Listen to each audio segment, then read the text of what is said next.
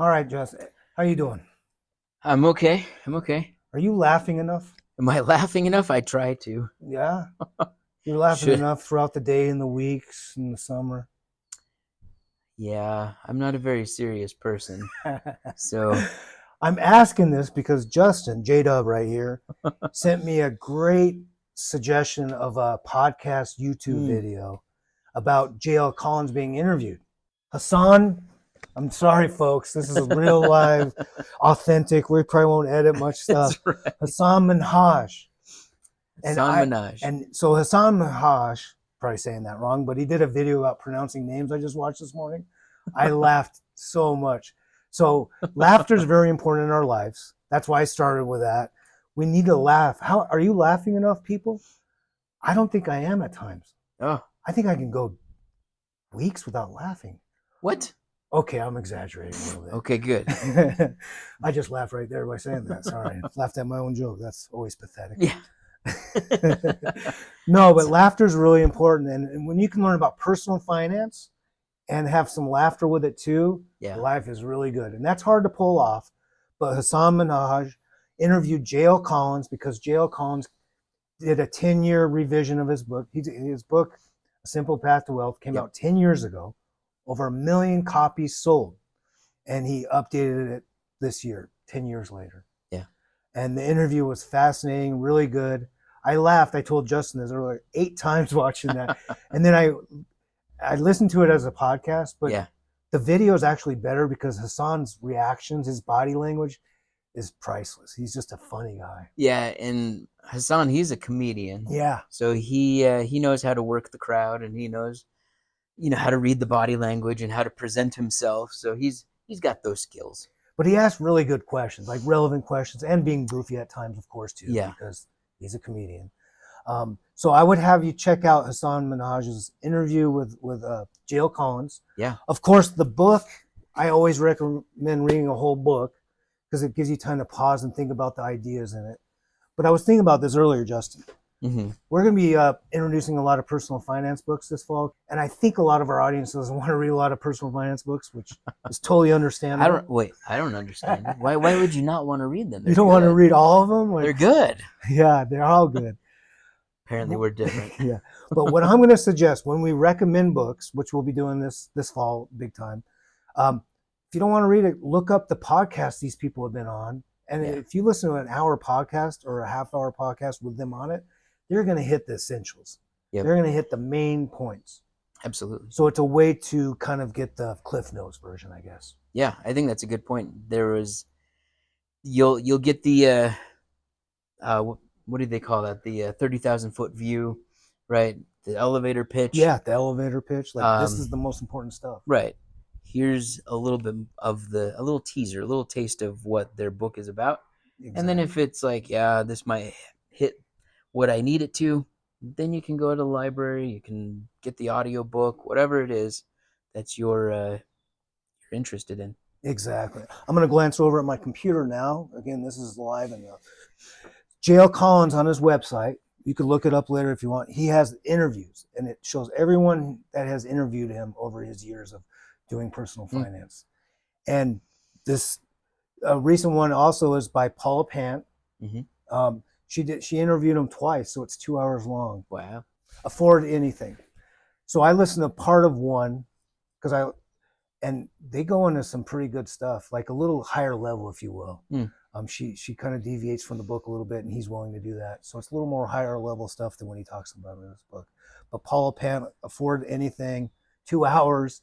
That's a long time, but I think that she does a good job with it. And there's a whole list. You can look on his website of who he's been interviewed by on YouTube videos and podcasts. Yeah. Yeah, a lot of information. Once you hear a couple of the podcasts, you'll hear a little bit of the redundancy, but that's just standard and when it comes to anything. Yeah. Right. But then these interviewers give a little bit different take, a little bit different pushback, a little bit different style.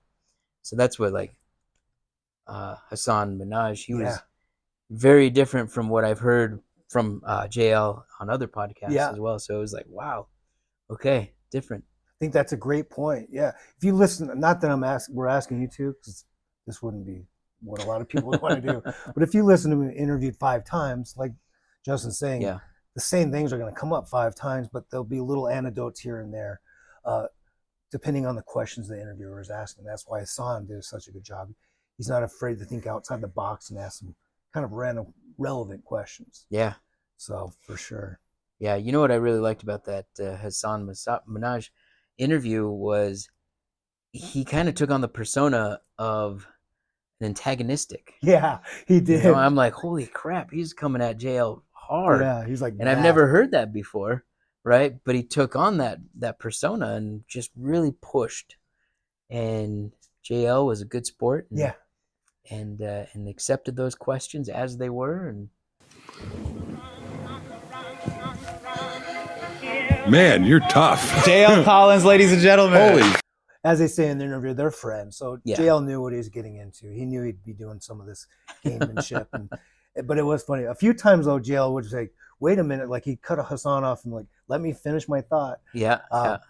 He wasn't mad, but he's like, no, I want to finish this thought. It's going to take more than 20 seconds to answer. And he'd give a good 2-minute answer or whatever it took. Yeah.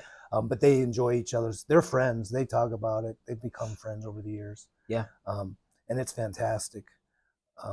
His book is good. It's been out 10 years. I read it a long time ago. It was 7, 8 years ago, probably, or maybe right when it came out. And I was glancing through my notes that I took.